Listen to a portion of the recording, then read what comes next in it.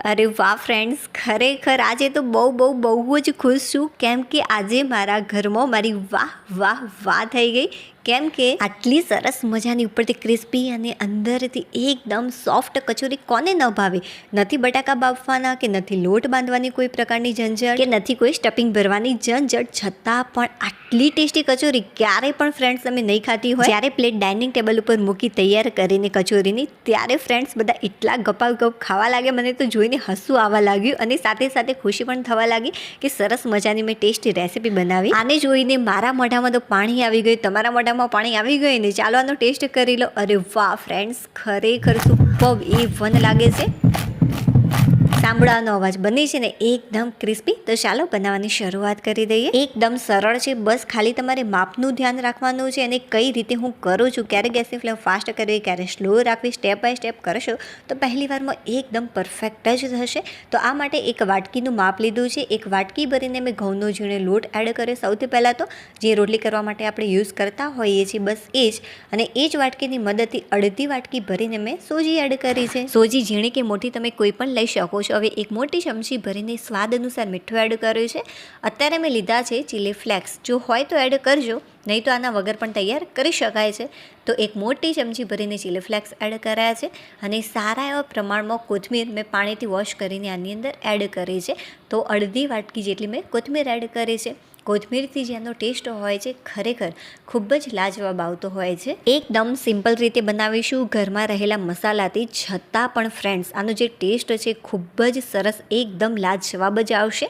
બસ ખાલી તમે થોડુંક પરફેક્ટ માપ રાખજો અને સાથે જે મસાલા એડ કરું છું હું એ ધ્યાનથી એડ કરજો અને સારા એવા પ્રમાણ, મતલબ કે ચડિયાતા, કે જેથી વધારે સારો એવો ટેસ્ટ આવે. સારી રીતે મિક્સ કર્યા બાદ આની અંદર ફ્રેન્ડ્સ કેટલું પાણી એડ કરવાનું એ ખાસ ધ્યાનથી જોઈ લેજો.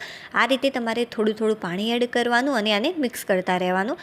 એકી સાથે બધું જ પાણી એડ નહીં કરવાનું. અત્યારે મેં અડધા વાટકાથી વધારે પાણી એડ કર્યું છે. થોડુંક મિક્સ કર્યા બાદ જેટલું પાણી વધ્યું હતું એ બધું જ મેં આની અંદર એડ કરી દીધું. ફરીથી સારી રીતે આને મિક્સ કરી લઈશું. જો એક વાટકી જેટલો ઘઉંનો લોટ હોય તેની સામે અડધી વાટકી જેટલી તમારે સોજી એડ કરવાની અને ત્યારબાદ આની અંદર તમારે 2 વાટકી ભરીને પાણી એડ કરવાનું. જે વાટકીની મદદથી તમે ઘઉંનો લોટ અને સોજી લીધી છે બસ એ જ વાટકીની મદદથી તમારે 2 વાટકી ભરીને આની અંદર પાણી એડ કરવાનું. હવે બધું જ પાણી મેં એડ કરી દીધું છે. હવે સારી રીતે ફરીથી એકવાર મિક્સ કરી લઈશું. જો એકી સાથે બધું જ પાણી એડ કરી દેશો તો આની અંદર ગુટલીઓ પડી જશે અને બહુ જ આને ભાગવામાં ટાઈમ લાગશે. જો ચમચીની મદદથી ન ફાવે તો તમે હાથની મદદથી પણ આને ઇઝીલી દૂર કરી શકો છો. બસ સારી રીતે આને મિક્સ કરી લેવાનું કે જેથી વધારે પ્રમાણમાં આની અંદર ગુટલીઓ ન રહે. જો થોડી ઘણી રહી જશે ગાંઠો તો ચાલશે, બટ વધારે પ્રમાણમાં ન રહેવી જોઈએ. સરસ મજાનું બેટર મેં તૈયાર કરી દીધું છે. હવે બસ આને ઢાંકી થોડીવાર માટે સાઈડમાં મૂકી દઈશું અને ત્યાં સુધી આપણે આગળની તૈયારી કરી લઈએ. તમે આને બહુ ટાઈમ નહીં રાખો તો પણ ચાલશે, તરત જ ઇન્સ્ટન્ટ આ રેસીપી બનાવી શકાય છે. બટ આપણે આગળની તૈયારી કરી લઈએ ત્યાં સુધી સોજી સારી એવી ફૂલી જશે. અત્યારે ફ્રેન્ડ્સ મેં લીધા છે 3 મીડિયમ સાઇઝના બટાકા. એના ઉપરની જે છાલ છે એ મેં દૂર કરી દીધી. હવે આપણે શું કરીશું, આ રીતે જે મીડિયમ સાઇઝની છીણી હોય છે એની મદદથી તમારે સારી રીતે આને છીણી લેવાનું. બહુ મોટી છીણીનો પણ ઉપયોગ નથી કરવાનો અને બહુ નાની છીણીનો પણ ઉપયોગ નથી કરવાનો. જો તમે આ રીતે મીડિયમ સાઇઝની છીણીનો ઉપયોગ કરશો તો ખરેખર જે આનું ટેક્સચર છે રેસીપીનો એ બહુ જ સરસ આવશે. તો બસ 3 બટાકાને મેં આ રીતે છીણી લીધા છે.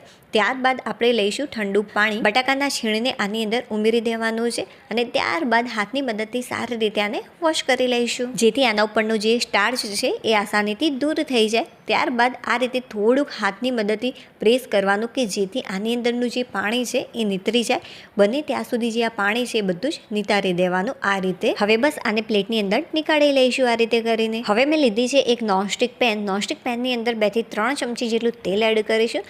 તેલ થોડું ગરમ થાય ત્યારે આની અંદર એક મોટી ચમચી ભરીને જીરું એડ કર્યું છે. જીરું સારી રીતે તતરી જાય ત્યારબાદ આની અંદર આપણે એડ કરીશું એક મોટી ચમચી ભરીને તલ અને ત્યારબાદ જે ઢાંકણ છે એને આપણે ઢાંકી દઈશું કે જેથી જે તલ છે એ બહાર ઉછળીને ન આવે. અને અત્યારે જે ગેસની ફ્લેમ છે મેં થોડીક ફાસ્ટ રાખી છે કે જેથી જે તલ છે એ સારા એવા ફૂટી જાય અને જે આનો ટેસ્ટ છે એ ખરેખર ખૂબ જ સારો આવે. એટલા માટે ગેસની જે ફ્લેમ છે તમારે ફાસ્ટ રાખવાની. 5 થી 6 જેટલા લીલા મરચાંને મેં ઝીણા ટુકડામાં કટ કરીને એડ કર્યા છે અને 1 ઇંચ આદુના ટુકડાને છીણીને એડ કર્યું છે. બસ સારી રીતે મિક્સ કરી લઈશું. જે આદુનું છીણ છે એ એકાદ ચમચી જેટલું એડ કર્યું છે. જો તમે આ રીતે વઘાર કરશો તો ખરેખર જે આનો ટેસ્ટ છે બહુ જ સરસ આવશે. અને થોડીવાર માટે સાંતળી લઈશું કે જેથી આદુની કચાશ દૂર થઈ જાય અને સારો એવો આનો ટેસ્ટ લાગે. હવે જે ગેસની ફ્લેમ છે એ એકદમ ધીમી કરી દઈશું અને ત્યારબાદ બટાકાનું છીણ એડ કરી સારી રીતે આને મિક્સ કરી લઈશું. હવે બસ આને ઢાંકી 1 થી 2 મિનિટ માટે કૂક કરી લઈશું. 1 થી 2 મિનિટ પછી આ સારું એવું કૂક થઈ જતું હોય છે. તો ફ્રેન્ડ્સ 1.5 મિનિટ જેટલો સમય થઈ ગયો છે. જે બટાકાનું છીણ છે એકદમ પરફેક્ટ રીતે કૂક થઈ ગયું છે. અને જે ગેસની ફ્લેમ છે તમારે મીડિયમ રાખવાની 1.5 મિનિટ માટે. હવે આની અંદર ટેસ્ટી એવા મસાલામાં 1/2 ચમચી જેટલી હળદર, 1/2 ચમચી કરતાં ઓછું કાશ્મીરી લાલ મરચું પાવડર એડ કર્યું છે, 1 ચમચી જેટલો ધાણા પાવડર, 2 ચમચી જેટલી આખી ખાંડ અને 1 આખા લીંબુનો રસ એડ કર્યો. ખાંડ અને લીંબુનું પ્રમાણ જો આગળ પડતું હશે તો ખરેખર જે આનો ટેસ્ટ છે બહુ જ સરસ આવતો હોય છે. જાણે તમે સમોસા ખાતા હોય ને એવો ટેસ્ટ લાગશે. 2 મોટી ચમચીની જગ્યાએ તમે 4 થી 5 મોટી ચમચી ખાંડ પણ એડ કરી શકો છો તો વધારે ટેસ્ટી લાગશે. હવે બસ સારી રીતે એકવાર આને મિક્સ કરી લઈશું. જો તમને મીઠું ઓછું લાગે તો તમે પાછળથી પણ એડ કરી શકો છો. બધા જ મસાલા મેં સારી રીતે મિક્સ કરી લીધા છે. હવે આપણે જે પેસ્ટ તૈયાર કરી હતી બેટરવાળી તો એ બધી જ પેસ્ટ આની અંદર એડ કરી દઈશું. તો બસ આ રીતે એકવાર મિક્સ કરી અને ત્યારબાદ એડ કરવાની કે જેથી જે નીચે સોજી અને ઘઉંનો લોટ બેસી ગયો હોય એ બધી જ જગ્યાએ એક સરખી રીતે મિક્સ થઈ જાય. તો બસ આ રીતે આપણે એડ કરીશું અને આને મિક્સ કરતા રહીશું. અત્યારે જે ગેસની ફ્લેમ છે એકદમ તમારે ધીમી રાખવાની. જ્યારે પણ તમે બેટર આની અંદર એડ કરો છો ત્યારે તરત જ ફ્રેન્ડ્સ આ જે બેટર છે ઘટ થવા લાગતું હોય છે. એટલા માટે સારી રીતે એકવાર મિક્સ કર્યા બાદ જ જે ગેસની ફ્લેમ છે એ તમારે થોડીક મીડિયમ કરી દેવાની, બહુ ફાસ્ટ નથી કરવાની, મીડિયમ ફ્લેમ રાખવાની. સારી રીતે મિક્સ થઈ ગયું છે. જે ગેસની ફ્લેમ છે મેં મીડિયમ કરી દીધી છે. અને હા ફ્રેન્ડ્સ, આ વિડીયો બનાવવામાં ખરેખર બહુ જ મહેનત પહોંચતી હોય છે. જો વિડીયો થોડો પણ પસંદ આવી રહ્યો હોય તો પ્લીઝ પ્લીઝ પ્લીઝ વિડીયોને લાઇક કરી દેજો. ચેનલ ઉપર નવા હોય તો ચેનલને સબસ્ક્રાઈબ કરવાનું બિલકુલ પણ ભૂલતા નહીં, કેમ કે હું તમારા જોડે આવી જ એકદમ નવી, ટેસ્ટી અને એકદમ સરળ રીત સાથેની રેસીપી ચોક્કસથી લેતી આવીશ જે તમને બહુ જ પસંદ આવશે. હવે જે ગેસની ફ્લેમ છે તમારે મીડિયમ જ રાખવાની જ્યાં સુધી આ ઘટ ન થઈ જાય ત્યાં સુધી. જો નીચેથી દાઝવા લાગે તો તમારે જે ગેસની ફ્લેમ છે એ એકદમ ધીમી કરી દેવાની. જો નોનસ્ટિક પેન ન હોય, એલ્યુમિનિયમના કે સ્ટીલના વાસણમાં તમે બનાવતા હોય તો જે ગેસની ફ્લેમ છે એકદમ ધીમી રાખવાની. જ્યારે દાઝે એવું લાગે ત્યારે, આ ટાઈપનું ઘટ ડો જેવું બની જાય ત્યારે જે ગેસની ફ્લેમ છે તમારે એકદમ ધીમી કરી દેવાની. અરે વાહ ફ્રેન્ડ્સ, ખરેખર બહુ જ સરસ રીતે એકદમ પરફેક્ટ રીતે આ લોટ બંધાઈ ગયો છે. લોટ બાંધ્યા વગર બંધાઈ ગયો ફ્રેન્ડ્સ. તમારે બિલકુલ પણ ઝંઝટ જેવું નહીં લાગે આની અંદર. જે આ ટેક્સચર છે એકદમ પરફેક્ટ થયું છે. આ રીતે કઢાઈ છોડે ત્યારે સમજવાનું કે એકદમ પરફેક્ટ રીતે આ તૈયાર થઈ ગયું છે. હવે જે ગેસની ફ્લેમ છે મેં બંધ કરી દીધી છે. આ જે મિક્સર છે થોડુંક ઠંડુ થાય ત્યાં સુધી તમારે રાહ જોવાની. કેટલું ઠંડુ કરવાનું? તો આને આપણે હાથ અડાડી શકીએ આ રીતે એટલું તમારે ઠંડુ કરવાનું. તો ફ્રેન્ડ્સ, જે મિક્સર છે એ ઠંડુ થઈ ગયું. મેં આને એક બીજા વાસણની અંદર લઈ લીધું છે. બસ આ રીતે આપણે હાથ અડાડી શકીએ એટલું જ મેં ઠંડુ કર્યું છે.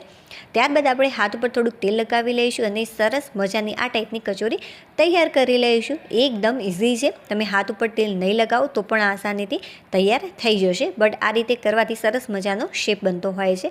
તો બસ આ રીતે બધી જ કચોરી તૈયાર કરી લઈશું. વાવ ફ્રેન્ડ્સ, લાગે છે ને એકદમ ટેસ્ટી.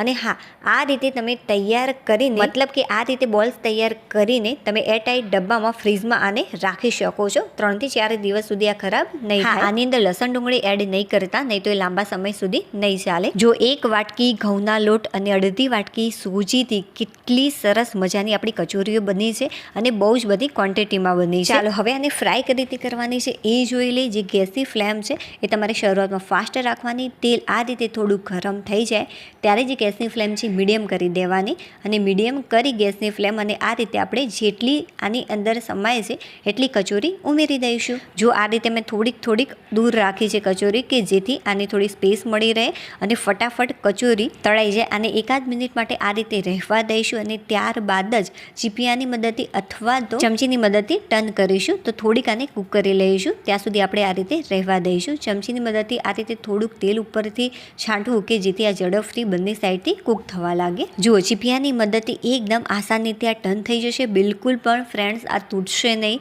કે પછી બિલકુલ પણ વિખરાઈ નહીં જાય તેલની અંદર. બહુ જ સરસ એકદમ આસાનીથી બનશે. બસ બસ જે ગેસની ફ્લેમ છે એ મીડિયમ જ રાખવાની લાસ્ટ સુધી. જ્યારે આનો કલર ડાર્ક થઈ જાય ત્યારબાદ તમારે જે ગેસની ફ્લેમ છે એ એકદમ ધીમી કરી દેવાની. અને આ રીતે જે પણ કચોરી ફ્રાય થઈ ગઈ છે, ઉપરનું જે પડ છે એ ક્રિસ્પી થઈ ગયું છે અને આ ટાઈપનો કલર આવી ગયો છે ત્યાં સુધી ફ્રાય કરી અને એક કચોરી આની અંદરથી નીકાળી લઈશું. તો ફ્રેન્ડ્સ ફાઇનલી સરસ મજાનો કલર ડાર્ક થઈ ગયો છે. હવે આપણે એક કચોરી બહાર નીકાળીશું. જેનો કલર વધારે ડાર્ક થઈ ગયો હોય એ સૌથી પહેલાં નીકાળી લેવાનું. તો ફ્રેન્ડ્સ ફાઇનલી બધી જ કચોરી તૈયાર થઈ ગઈ છે. વિડીયો પસંદ આવે તો લાઇક કરી દેજો. ચાલો હવે આપણે ફરીથી મળીશું એક નવી અને ટેસ્ટી રેસીપી સાથે.